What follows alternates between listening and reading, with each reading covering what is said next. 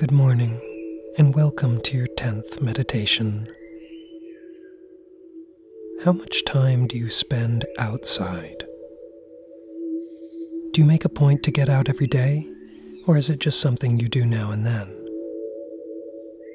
Or maybe you typically only leave the house if something demands it, like work, or exercise, or taking a class. Amid all the busyness of life, amid all the things that constantly need doing, it can feel hard, or even pointless, to dedicate that precious time to such an apparently non-productive activity as simply being outside. But the busier you are, the more important it is that you take a break. A break from work, a break from that rhythm of living, and even a break from yourself. That's right, a break from yourself.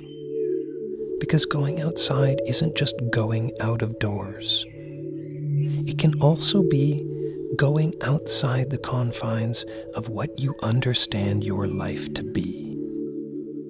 Just think, we generally try to infuse our homes with as much of ourselves as we are able. We position things in a certain way that suits us. We decorate to our tastes.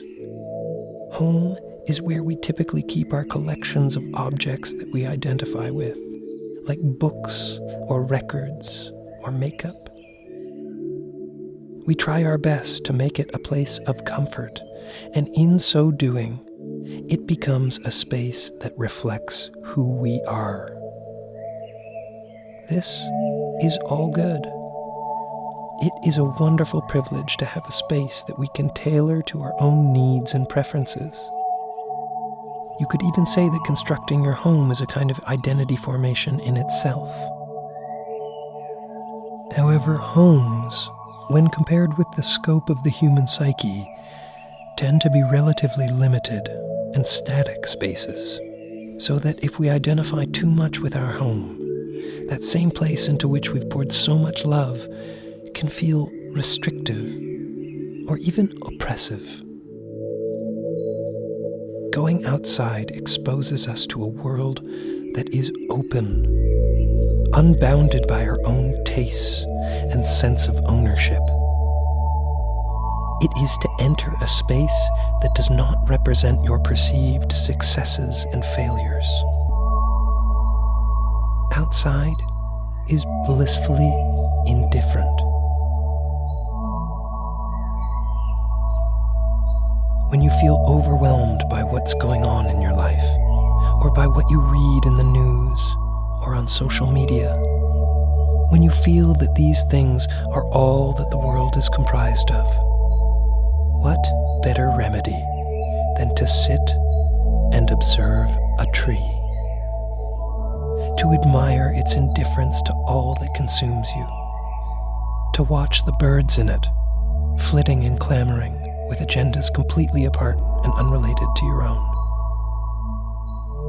to watch its leaves receive the breeze, to listen to the sound they make as they flap with some discrete purpose, to see its branches reaching out toward its neighboring trees in silent discourse,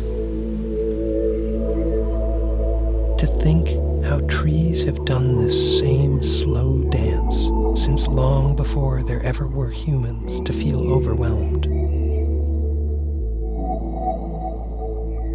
In this way, being outside can offer perspective. But more than this, it can also offer some well-deserved, simple, sensual pleasure. So look at the tree, listen to the rustle of its leaves, feel the sun on your face, and bask in it all. It is beautiful, and you are a part of it. Keep it up. You're doing great. Have a wonderful day. This podcast was brought to you by Odium.